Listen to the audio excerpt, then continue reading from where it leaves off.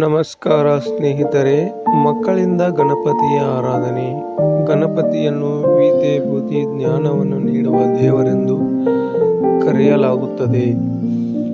ಗಣಪತಿಯನ್ನು ವಿದ್ಯೆ, ಬುದ್ಧಿ, ಜ್ಞಾನವನ್ನು ನೀಡುವ ದೇವನೆಂದು ಕರೆಯಲಾಗುತ್ತದೆ. ಗಣಪತಿಯನ್ನು ಬುಧವಾರದಂದು ಪೂಜಿಸಲಾಗುತ್ತದೆ.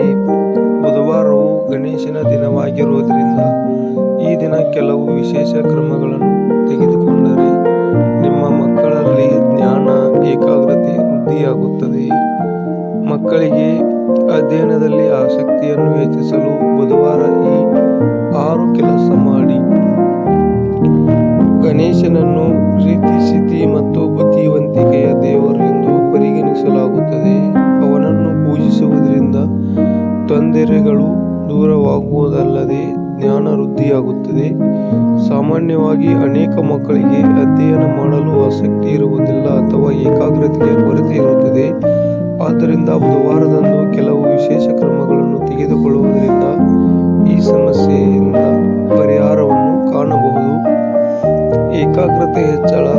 ಅಧ್ಯಯನದ ಸಮಯದಲ್ಲಿ ಮಗುವಿನ ಮನಸ್ಸು ಅತ್ತ ಇತ್ತ ಅಲೆದಾಡುತ್ತಿದ್ದರೆ ಅಥವಾ ಮಗುವಿಗೆ ತನ್ನ ಮನಸ್ಸನ್ನು ಅಧ್ಯಯನದ ಮೇಲೆ ಕೇಂದ್ರೀಕರಿಸಲು ಸಾಧ್ಯವಾಗುತ್ತಿಲ್ಲವಾದರೆ ಬುಧವಾರ 11 ಅಥವಾ 21 ಹೆಸರು ಕಾಳಿನ ಲಡ್ಡುಗಳನ್ನು ಗಣಪತಿಗೆ ಅರ್ಪಿಸಿ. ಇದರಿಂದ ಏಕಾಗ್ರತೆ ಹೆಚ್ಚುತ್ತದೆ ಎಂದು ಹೇಳಲಾಗುತ್ತದೆ.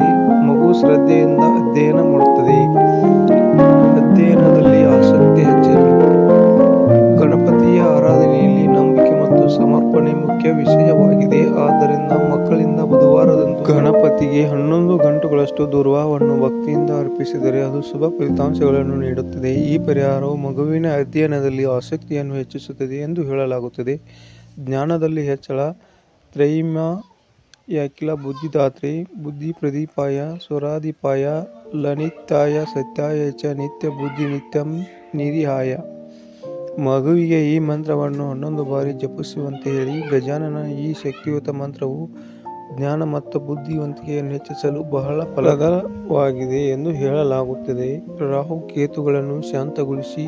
ಜ್ಯೋತಿಷ್ಯ ಶಾಸ್ತ್ರದ ಪ್ರಕಾರ ರಾಹು ಕೇತುಗಳಿಂದಾಗಿ ಕೆಲವೊಮ್ಮೆ ವಿದ್ಯಾಭ್ಯಾಸದಲ್ಲಿ ಅಡಚಣೆ ಉಂಟಾಗುತ್ತದೆ. ಗಣಪತಿಯ ಆರಾಧನೆಯಿಂದ ರಾಹು ಕೇತುಗಳ ಅಶುಭ ಪರಿಣಾಮಗಳಿಂದ ದೂರವಿರಬಹುದು. ಮಗುವಿನ ವಿದ್ಯಾಭ್ಯಾಸಕ್ಕೆ ಯಾವುದೇ ತೊಂದರೆಯಾಗದಂತೆ ನೋಡಿಕೊಳ್ಳಲು ಬುಧವಾರ ಗಣಪತಿಯ ಮುಂದೆ ಪ್ರಾರ್ಥಿಸುವಾಗ ಗಣೇಶ ದ್ವಾದಶ ಸ್ತೋತ್ರವನ್ನು ಪಠಿಸಿ. ಇದರೊಂದಿಗೆ ಈ 2 ದುಷ್ಟಗ್ರಹಗಳನ್ನು ಸಮಾಧಾನಪಡಿಸಬಹುದು. ಮಕ್ಕಳಿಂದ ಗಣಪತಿ ಪೂಜೆ ಮಾಡಿಸಿ. ಮಗುವು ಅಧ್ಯಯನದಲ್ಲಿ ದುರ್ಬಲವಾಗಿದ್ದರೆ, ಜ್ಞಾನದ ಕೊರತೆ ಇದ್ದರೆ ಬುಧವಾರದಂದು ಗೌರಿಯ ಮಗ ಗಜಾನನ ಪಾದಕ್ಕೆ ಸಿಂಧೂರವನ್ನು ಅರ್ಪಿಸಿ ಮತ್ತು ಮೋದಕವನ್ನು ಅರ್ಪಿಸಿ. ನಂತರ ಹಸುವಿಗೆ ಹಸಿರು ಹುಲ್ಲನ್ನು ತಿನ್ನಿಸಿ. ಈ ಕ್ರಮಗಳನ್ನು ಮಗುವಿನ ಮೂಲಕ ಮಾಡಿದರೆ ಶೀಘ್ರದಲ್ಲಿ ನೀವು ಶುಭ ಫಲಿತಾಂಶಗಳನ್ನು ನೋಡುತ್ತೀರಿ. ಬುಧದ ಶುಭ ಫಲವನ್ನು ಪಡೆಯಿರಿ.